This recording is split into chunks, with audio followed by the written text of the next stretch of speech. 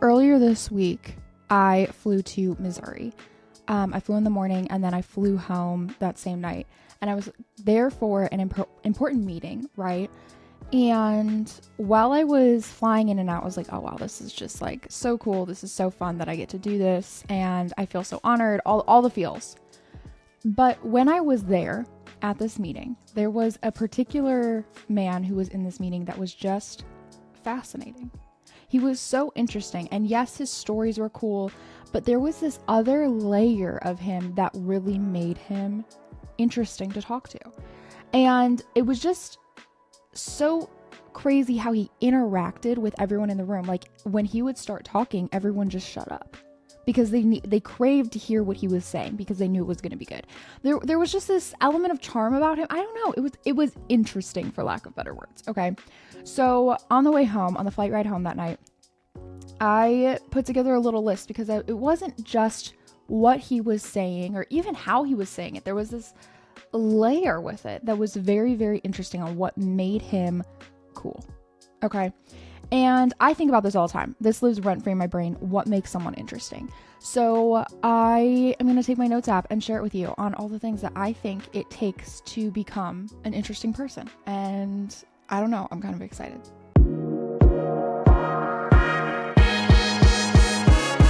I have failed you in such a epic way because we are talking all about how to be interesting. And would you like to know what my drink is right now? Ice water. Oh my gosh, it's the most basic. It's the most average. And I'm so sorry because I feel like I should have had a really, really interesting drink to share with you today. I will say, in my defense, after we're done podcasting this morning, we are going to a coffee shop to get some work done and to meet a friend. So, there's a reason why I'm drinking water. But I promise you, I will get the most interesting thing on the menu whenever I go to the coffee shop, just for you to make up for this. Okay. I promise it. So with all that being said, we're just drinking water while we talk about interesting things today, but I have a list of things that I just think make someone more interesting, and you can disagree, you can agree, whatever. But when I walk into a room and someone has these qualities, I am drawn to them. I actually want to hear what they're saying. Like I am very, very invested in the words that come out of their mouth. And there's just something about it that clicks in my brain. And also, you guys, if you know me, you know I love a good cult documentary. And trust me, this ties back in. Love a good cult documentary. And what they always talk about in the cult documentary is the like charismatic leader who could make anyone follow them. And it's so crazy. Like you would never believe these things on their own, but then when the leader starts talking about it and you're like, wait a minute, that's so crazy. And I always thought, I have never ever met someone that I feel is that interesting, is that charismatic, is that charming, that would be able to convince me of these things, right? And everyone thinks that, but I've also never really been in that situation. But if you do look at cult leaders, they're freaking interesting. Okay? And the way that they just explain things or talk or make people feel seen, it gives them such a level of control. And I'm not saying that we should seek that level of control. Okay, like don't get me wrong. That's bad. That's people abusing the art form that we're about to talk about. But there are also people that are really, really good at it. The people that are really, really good at it and don't abuse it are the ones that you walk into a room and you're drawn to them and you just genuinely want to have a conversation with them. I would say that these people are not as few and far between, at least for me, as it used to feel. It used to feel like I never met people that were super interesting. And I don't know, I think my circle was too small. I was not expanding enough. But now I feel like I meet people that are fascinating every single day. And it's amazing because you also have to like kind of look for this. Okay. So anyways, I'm kind of rambling. Let's go back to the list. All right. So let's jump into the list. The list or idea number 1 for becoming an interesting person, because we are going to become interesting people. By the end of this episode, people will say, wow, you're so interesting. Did you listen to the Inspired Lady podcast episode? That's what people are going to say. Okay. Point number 1. sounds so bad, but I swear. Develop a range of interests. Okay. When I was in an Uber, with a man who was driving, and he was from India, and I love India. I'm so excited. I'm going to get to go later this year, all the things. And we were chatting it up, and he was telling me about all these jobs he's had. He's done all of these things and worked in all of these career paths. And now he does Uber. And I told him, I was like, wow, you're like a jack of all trades. And he said, but I'm the master of none. And I looked this man in the back of his head, because he was driving, and I said, a master of none, but you do have more fun. And his eyes like got really big. I was looking in the rearview mirror, and he goes, I've never heard that. Is that the rest of the saying? And I said, it is to me. I'm not even kidding. That was the whole conversation. Okay. But that conversation just like it buried itself into my brain, because I like actually believe that. I actually believe that, yes, jack of all trades, but master of none. I think you have more fun when you are a little bit more diverse. There is an element of wanting to master something in your life, be really, really good at it. But I also love being knowledgeable and having interest in a lot of things, okay? So when you like cultivate this diverse interest list beyond your immediate surroundings, it just helps you to become more interesting, because you're actually able to hold a conversation about things that maybe you wouldn't, or at least you're interested in the conversation. So you might not be, okay, let's say football, just for sake of this conversation. I actually enjoy football a lot. I actually can hold my own with it. I was a cheerleader for a while, so I know a lot of the rules. My dad and brother played pretty much my whole life. I know football fairly well. Now, I can hold my own in a football conversation, but there are still things that I don't know. But I'm at least able to ask educated questions in that conversation. So we had a Super Bowl party, and I was able to ask very educated questions about some of the guys who are playing certain positions. And it just adds an element of interest. It adds an element of people knowing that I have some inkling of an idea of what we're talking about. And this can be across literally everything. This can be across hobbies, art, literature, sports, current events. I mean, everything. And when you have just an open-minded interest in everything that someone else is talking about, it will give you the ability to discuss a topic on it. Okay. I think one of the art forms of being interesting is not necessarily always needing to be the one talking, but always be the one really intentionally listening, okay? And when you're listening to something, you automatically have questions. And I remember I was doing this class where it was talking about how to actually make friends with anyone and actually like pour into people's lives, even if they're short interactions. And the guy who was leading the class said, you quite literally know nothing or very little about most people in your life. Most people in your life, you do not know their full story. You don't know every interaction they've had. You don't know all of their favorite things. You don't know all the places they've been. So you should always have the ability to ask questions. And every time you ask a question and they start sharing a story, all that should do is lead to more and more questions. And not that you're peppering people like it's an interview, but when you're sitting there talking to someone and they're telling you about, oh yeah, I just started a job blank. Oh my gosh, is that something you always knew you wanted to do? Well, I actually used to want to do that. Oh, did that influence your decision for college then? Or did you have a different plan by the time you went to college? Oh, where did you go to college? You know what I mean? Like just a natural flow of questions, and hopefully they're returning some questions so it doesn't feel quite as peppery. But overall, when you show an interest in something, it's helpful. And it's even better when you have a baseline understanding of what's happening. I used to think the most interesting conversations happened when you played dumb, when you acted like you had no idea what was going on. Like, for instance, Matt has a friend who races NASCAR, and they've been best friends like their entire lives, whatever.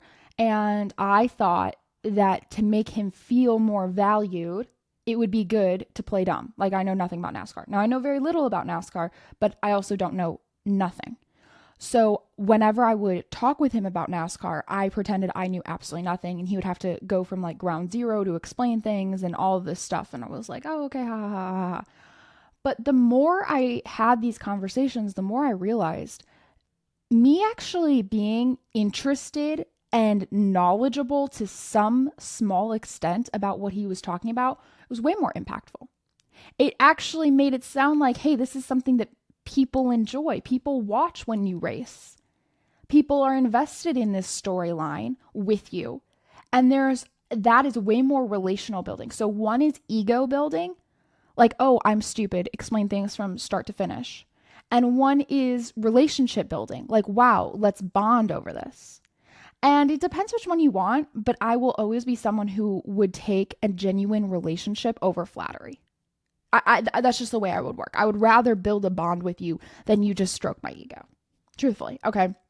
So develop a range of interests, and you don't have to do a ton of research on each thing, but just have like a basic knowledge of something. Take 10 to 20 minutes a day and just kind of touch your toes into different topics.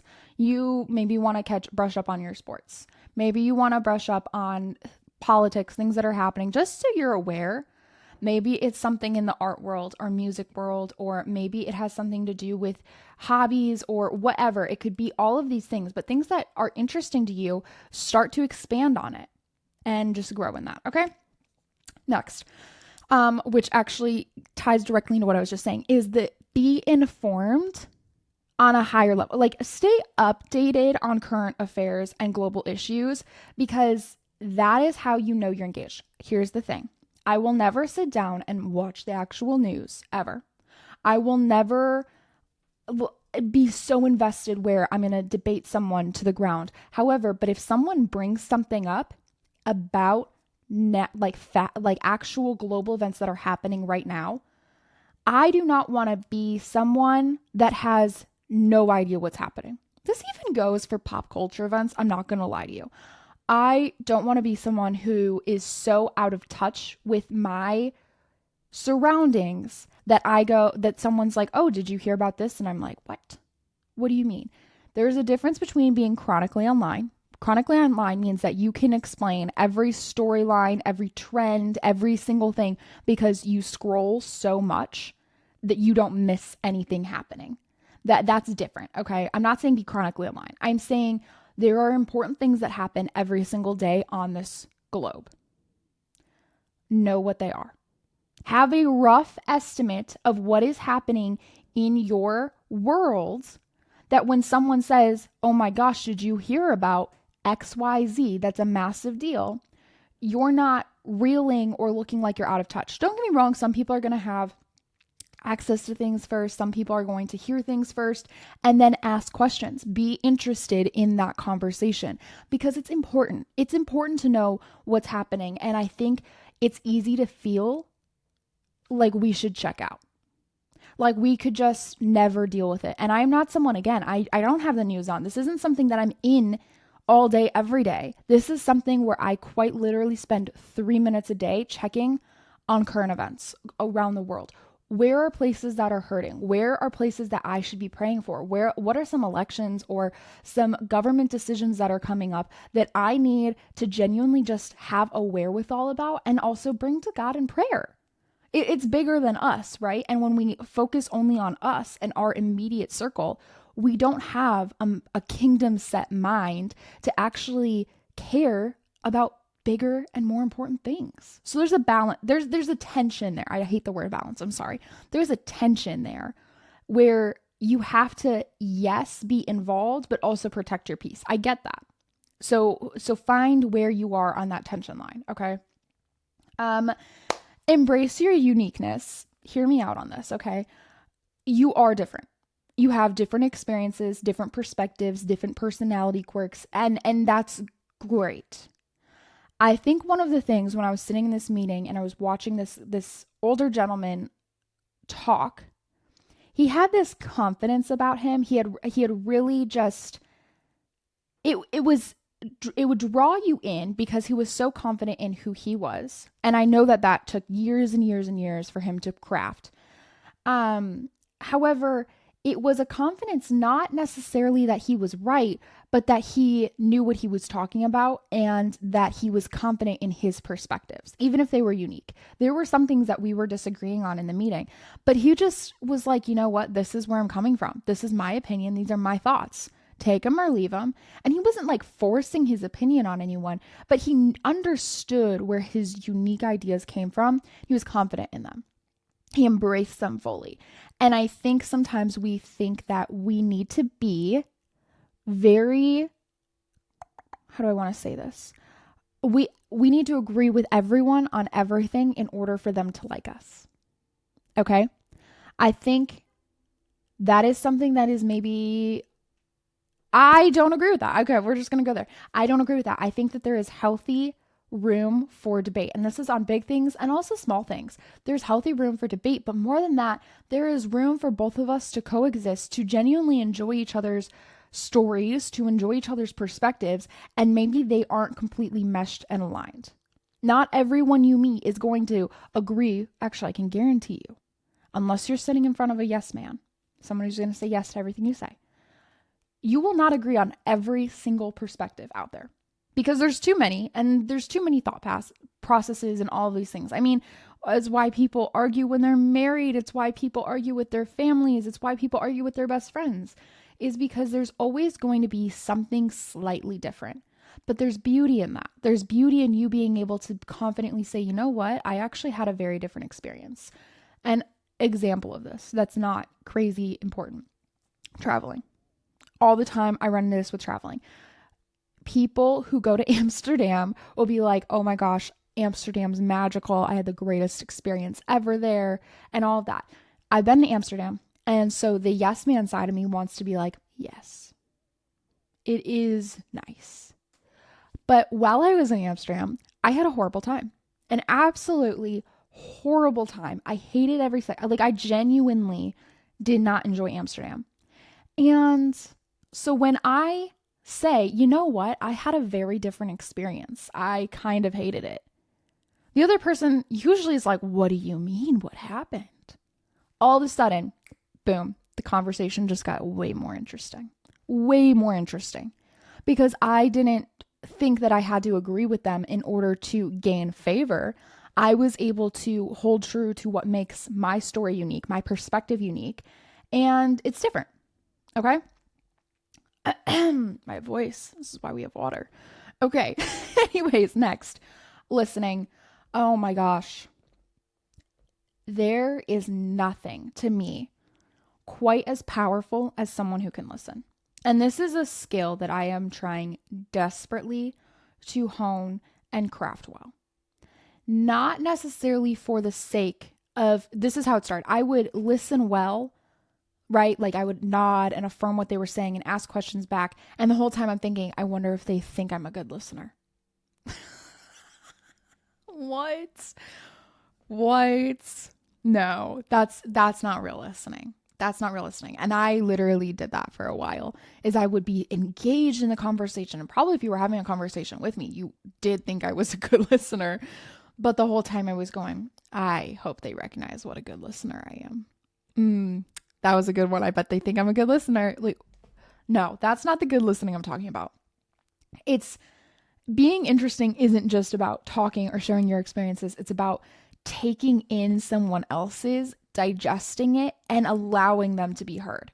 And that's where we were talking about like the genuine interest and asking questions, okay? Because those thoughtful questions will engage them in their story, their hobby, their interest on a deeper level. And if you're able to connect with someone on what they love, just like we were talking about on the NASCAR thing, a little bit of interest, a little bit of knowledge, you're able to have that conversation. There's nothing quite like it because it really does reflect on you. I'll never forget. I was listening to Ed Milet, my man, Ed Milet. I love him so much. He is so incredible. He's a Christian entrepreneur. He's like one of the richest men alive. And such a generous heart. So amazing. Blah, blah, blah, blah, blah. I could go on for a minute about how cool Ed Milet is. And one of the things he said is that whenever he goes and plays golf, he always spends the whole time trying to talk about the other person. And then when they leave, he's gotten this multiple times from like close friends. The person will be like, "Oh my gosh, Ed Milet is just the coolest guy ever." And then his friends will be like, "Oh, really? Did he tell you any cool stories? What happened?" And they're like, "Actually, I don't really know that much about Ed. I didn't really learn that much." And Ed said, "I already know everything there is to know about me. So why would I talk about myself the whole time? I want to know about you." And that right there is just a very interesting perspective of not trying to be braggy, not trying to insert his story everywhere, not trying to get his opinion across, but just genuinely loving someone enough to give them the place to talk and to actually want to get to know them.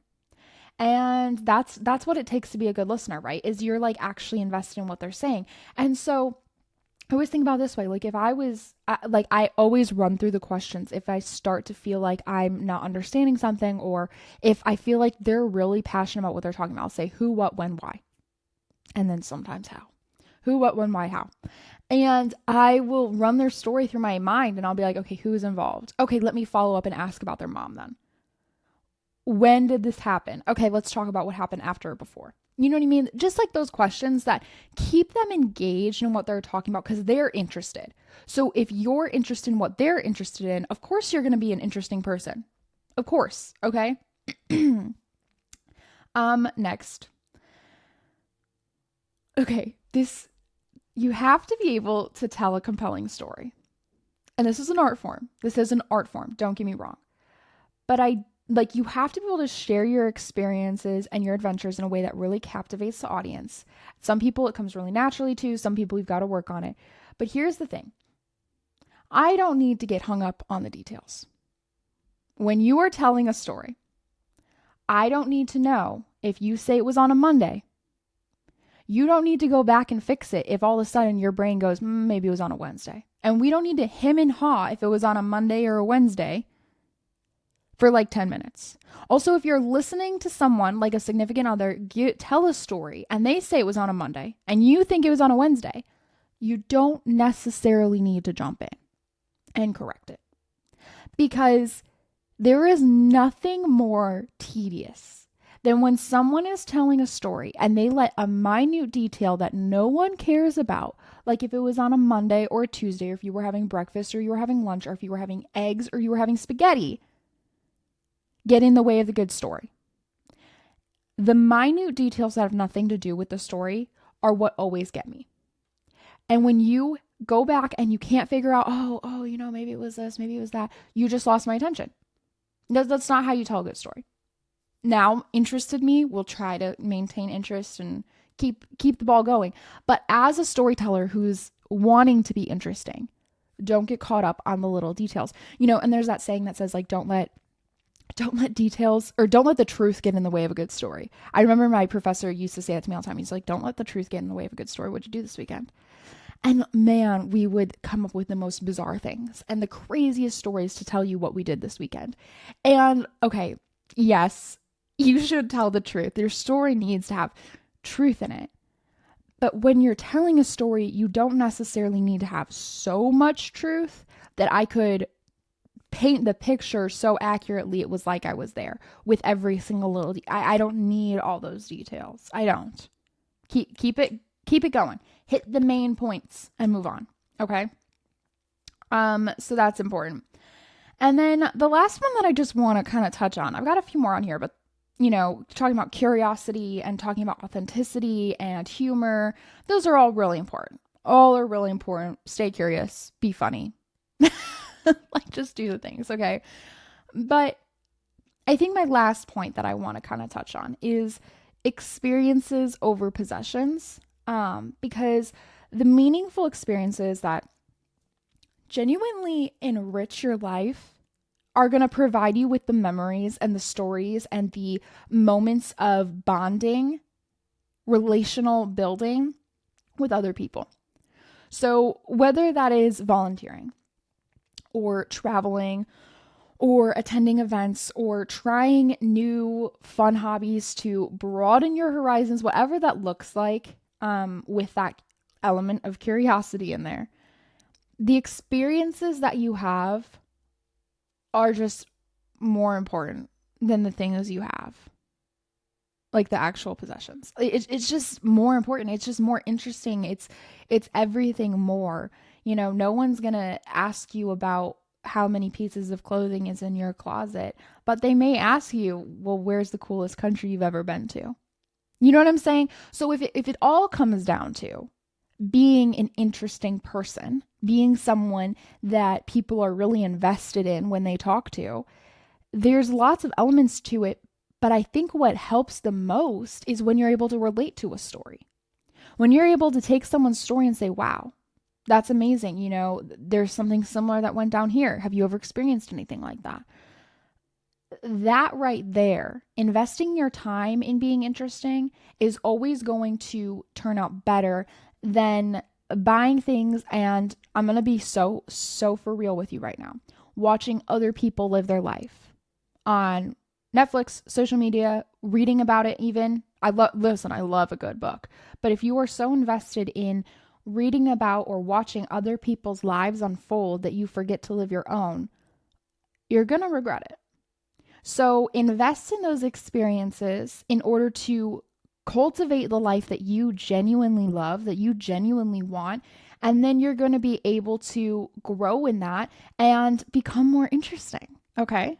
It's just more interesting. So, as we wrap up, I do want to just give you a couple of books that I have read that have really, really helped me grow in these areas. Okay.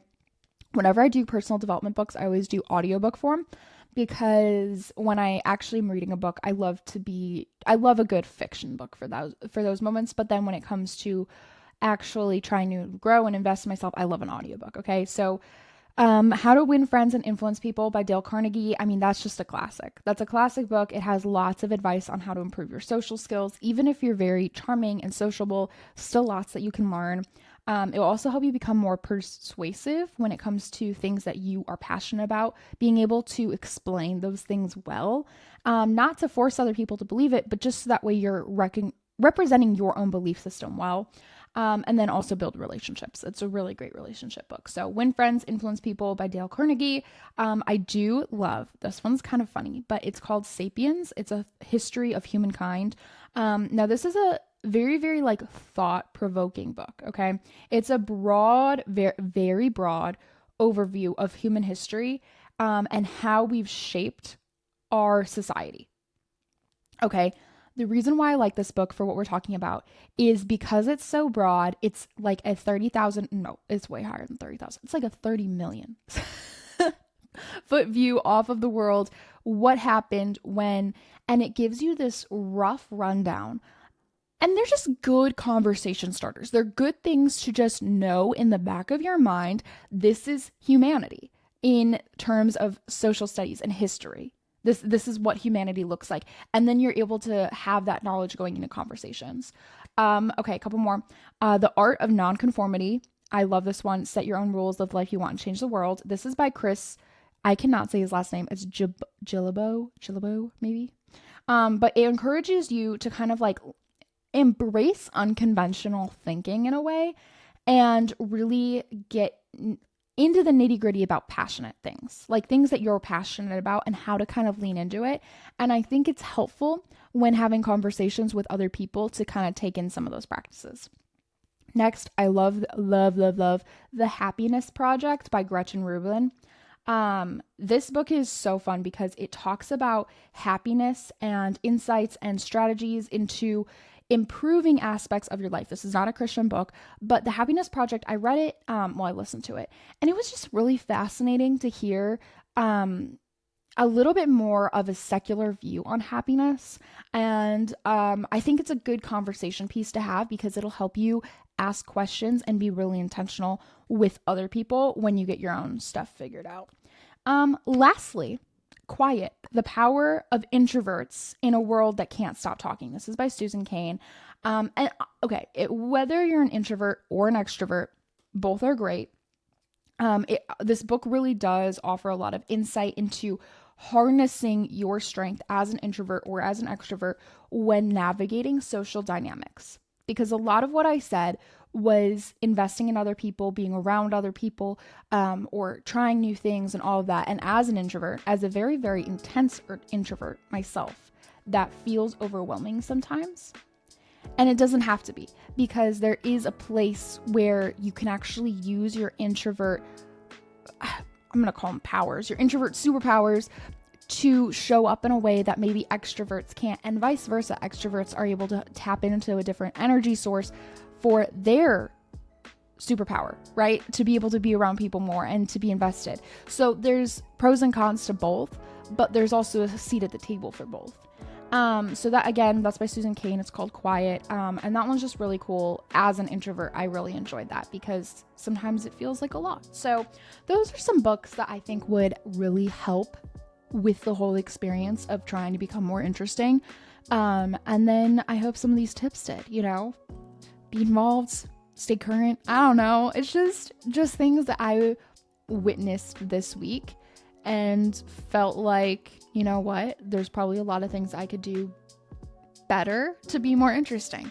And the goal of being more interesting is just to honestly love people more and to create a platform for yourself to impact more lives. That's the goal, right? Okay. Anyways, I love you so much. Thank you for listening to this episode, and I'll see you next week.